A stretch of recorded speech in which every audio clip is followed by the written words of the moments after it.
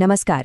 અચ્છા, ક્યાંય એવો વિચાર આવ્યો છે કે એક ખેડૂત જે ખેતરમાં કામ કરે છે અને એક માણસ જે શહેરમાં ઓફિસે જાય છે, એમના જીવનમાં શું ફરક હોય છે?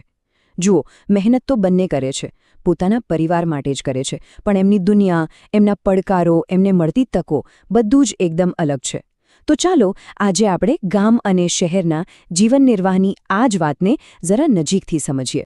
અને આ સવાલ છે ને, એ આપણા બધાને ક્યાંક ને ક્યાંક તો અડે જ છે. આપણી આજુબાજુ નજર કરીએ ને તો કોઈ ખેતી કરતું દેખાશે, કોઈ નાની દુકાન ચલાવતું હશે, તો કોઈ વળી ફેક્ટરીમાં કામ કરતું હશે. દરેક જણ જે મહેનત કરે છે ને એની પાછળ એક આખી કહાણી હોય છે. આજે આપણે બસ એ જ કહાણીઓને ખોલવાની છે અને સમજવાનું છે કે એમનું જીવન ખરેખર કેવું હોય છે. આ જુઓ, અહીં ભારતની બે અલગ અલગ તસવીરો છે એકસાથે. એક બાજુ લીલાછમ ખેતરો, પ્રકૃતિની નિરાંત, અને બીજી જ બાજુ ઊંચી ઊંચી બિલ્ડિંગો અને ગાડીઓની ભીડ.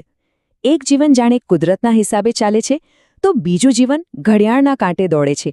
આ ખાલી બે ફોટા નથી, આ તો આપણા દેશના કરોડો લોકોના જીવનની હકીકત છે, એમની રોજીરોટીની વાસ્તવિકતા. તો ચાલો આપણી સફરની શરૂઆત કરીએ ગામડાઓથી.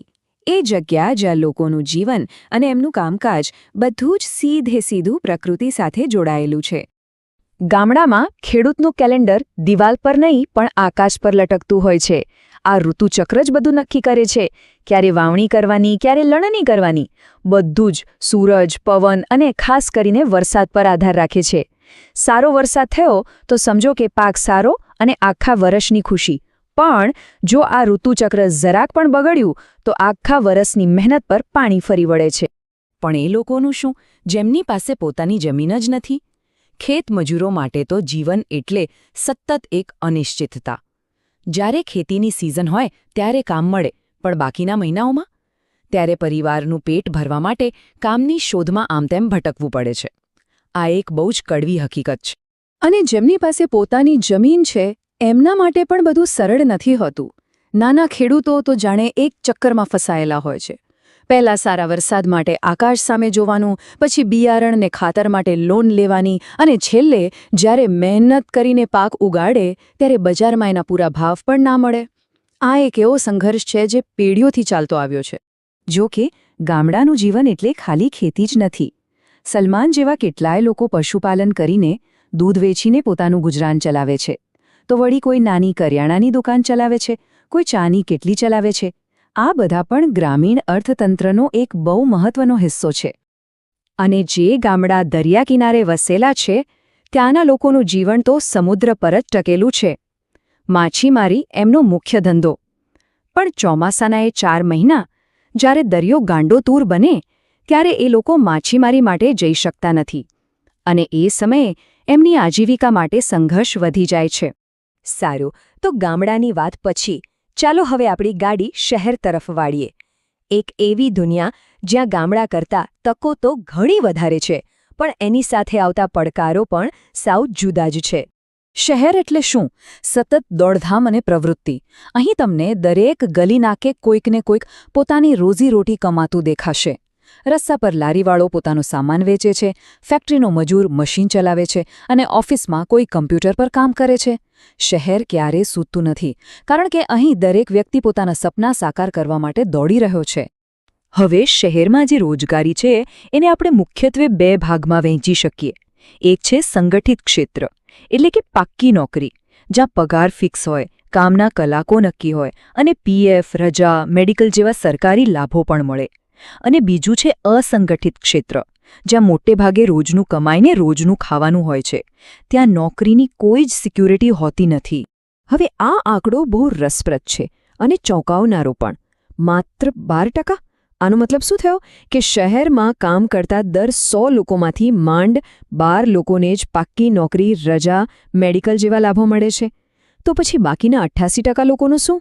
એ લોકો એવી દુનિયામાં જીવે છે, એવી રીતે કામ કરે છે જ્યાં આવતીકાલની કોઈ જ ગેરંટી નથી. આ શહેરના જીવનની એક કડવી પણ સાચી હકીકત છે. નીલમના મામાની જેમ શહેરમાં હજારો લોકો ગાર્મેન્ટ ફેક્ટરીઓમાં કામ કરે છે.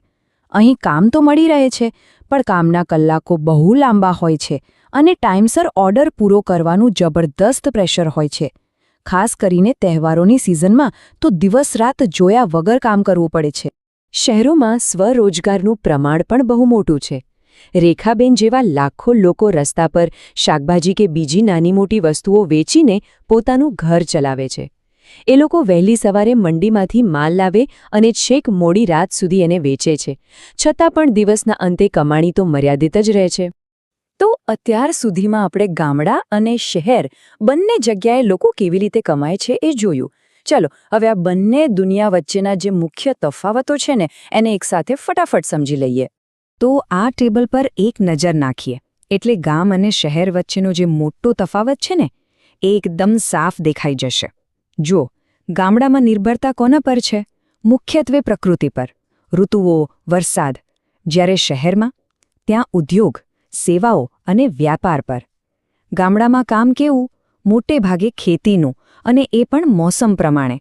જ્યારે શહેરમાં તો જાતજાતના કામ છે, પાક્કી નોકરી પણ છે અને છૂટક મજૂરી પણ છે. આવકની વાત કરીએ તો ગામડામાં એ અનિયમિત, સિઝનલ હોય છે. શહેરમાં રોજની, મહિનાની કે અનિયમિત પણ હોઈ શકે. અને આ બધાને કારણે શું થાય છે? સ્થળાંતર. લોકો વધુ સારા જીવનની આશામાં ગામડા છોડીને શહેરો તરફ આવે છે. તો આખી વાતનો સાર એટલો જ છે કે ગામડાની રોજીરોટી કુદરતના તાલે ચાલે છે, જ્યારે શહેરની રોજીરોટી એ માણસે બનાવેલી તકો અને પડકારોનું એક જટિલ મિશ્રણ છે. સંઘર્ષ બંને જગ્યાએ છે, બસ એના કારણો અને એનું સ્વરૂપ અલગ અલગ છે. અને છેલ્લે એક સવાલ જે આપણને વિચારતા કરી દે. જુઓ, આપણો દેશ સતત આગળ વધી રહ્યો છે, ટેકનોલોજી પણ કેટલી બધી બદલાઈ રહી છે. તો આવા સમયે ગામડા અને શહેરોમાં કામકાજનું, રોજીરોટીનું ભવિષ્ય કેવું હશે? શું ગામડાઓમાં જ નવી તકો પેદા થશે? શું શહેરોમાં જે લોકો છૂટક કામ કરે છે એમના માટે પરિસ્થિતિ વધુ સારી બનશે? આ સવાલોના જવાબ શોધવા એ બહુ જ જરૂરી છે.